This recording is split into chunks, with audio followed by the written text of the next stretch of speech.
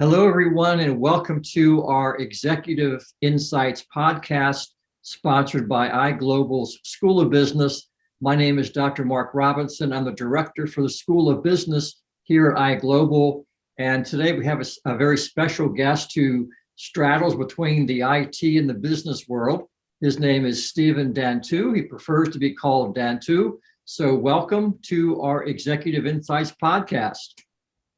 All right. Thank you so much for having me, Mark. It's an absolute pleasure to be here. Great. Thank you so much. So I was looking over your LinkedIn profile and noticed that you have a very, high-tech background, computer programmer, software, all those kinds of things. You've worked at some great organizations such as MasterCard, American Express. Now you're at Marsh, which I believe is a very large insurance carrier. Is that correct? It is actually an insurance broker. Okay. Right? It's a commercial insurance broker. And I would say we probably are the largest commercial insurance broker in the world.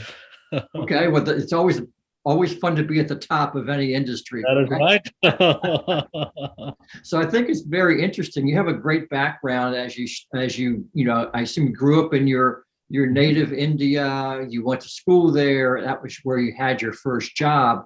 So what brought you to the US? Was it a combination of your family, your work? What sort of led you into getting to the US?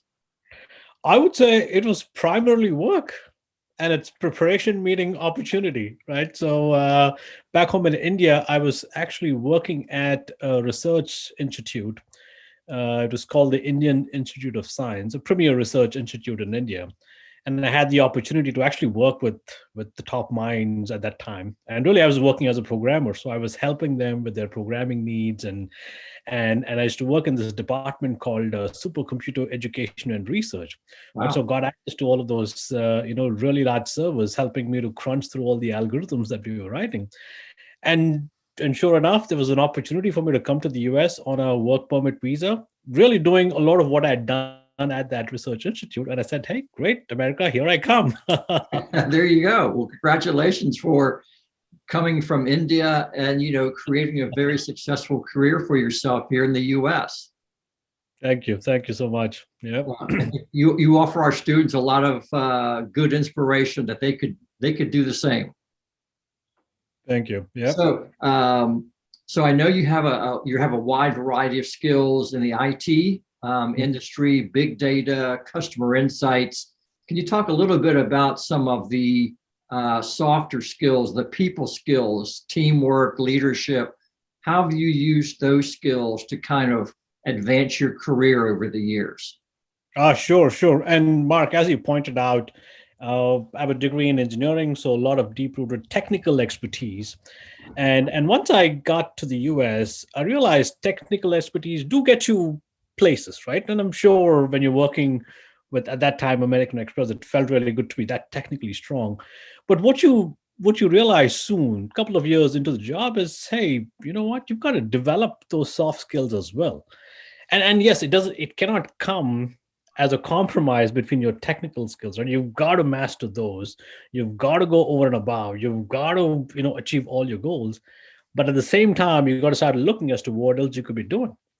And the soft skills really play an important role, whether it's presentations to begin with, right? Giving out really convincing, influencing presentations, whether it is, influencing without authority or leading without authority even. You might not have a title of a leader or a manager. You could still be a developer. You could still be at the bottom of the totem pole, but you can still lead. You can still influence the decisions. And that's something I think your students should really think through as well, because it doesn't matter what the level is. What really matters is how you're presenting yourself and how you're leading and influencing others in their decision. Right. And as you go through that journey, what people then realize is, hey, look at him, he's influencing, right? He doesn't have the formal authority, and yet he's able to influence and help us make decisions. Right. We should look at him as a leader. Let's give him that formal authority as well. That's almost, it leads oneself into those bigger roles and bigger opportunities. Exactly. And in today's society, right, really no one works alone anymore, right? We're all part of a team. whether it be in IT or business, we're maybe part of a cross-functional team. I can't think of any role that works by themselves anymore. So it's really important to develop those soft skills, just as you said. Absolutely, absolutely. And today in a global workplace, right, you have folks sitting all the way in India, in Russia, in China. You have folks sitting in California, and even my role, right, I have people all over the globe. And hey, all you have to do is, even when you're working in the confines of your home, you've got to be able to, work with everybody around the globe. It is a global landscape, a global marketplace, and you have to adapt based on all of that. Yeah, you got to be able to connect and collaborate, no matter the role. that is correct.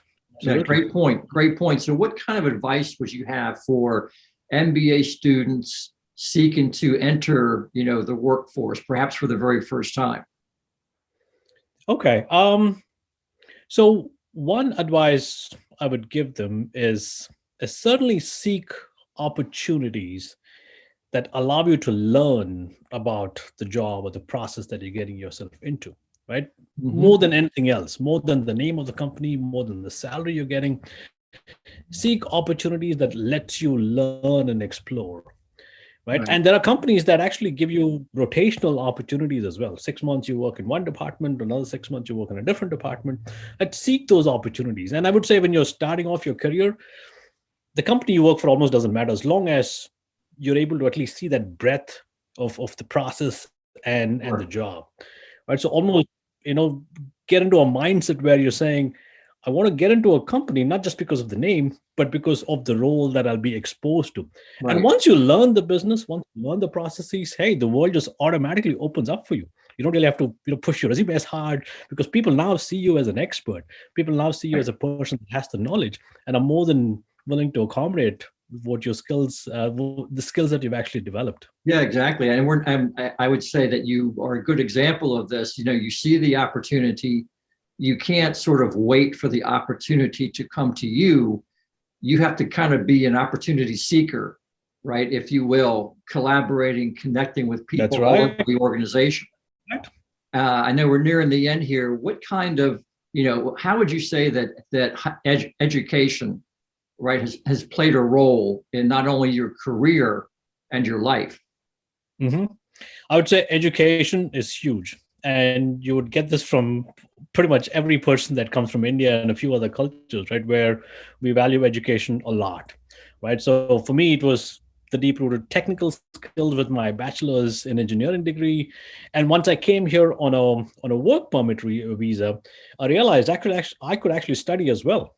So Mm-hmm. I enrolled in an MS program, more so on the engineering management side, because I realized with my technical skills that I could almost improve on my own now that I have the fundamentals down. I Sure. really wanted to expose myself with on the management side, right? Making sure I take those courses on leadership, on engineering management, on operations research, on statistics, on finance, and so on. So all of that really helps you, open your mind through all these different possibilities. And I would say Right. education is key, right? Life is a huge learning experience, right? And if you can get a master's, an MBA, absolutely. And it gives you the ability to actually look beyond your current roles. Right. And I would, your MBA students, you've already taken the right step, right? You've Yep. already enrolled yourself into the master's program. You're well on your way to, being successful. It's really making use of that education, making use of the opportunities, the networking opportunities that you get, the collaborative opportunities that you get. And as you join the workforce, just make sure you're giving it your all. Just make sure you're leveraging your education to the fullest, giving it your all, and actively seek to develop on what you've learned. Sure. And in that case, that student, then they themselves may be a mentor to another person. Absolutely. So it comes full circle. It comes full circle. And just like how people have been nice to you, it's time to pay it back, right? Right. You got to pay it Be that forward. corporate. Exactly. Yeah. Yeah. Great. Well, you have a lot of great advice, a lot of great experience. So we're very appreciative, Dantu, for you taking time out of your busy day to kind of walk us through your life, your career, uh, helping other MBA students, get into the world of work, and especially, your focus on higher education. So once again, thank you for joining our executive podcast series. Many thanks for your time and effort today. You're very welcome, Mark, and I wish you and all your students all the very best. Great. Thank you so much. All right. Thank you. Bye-bye.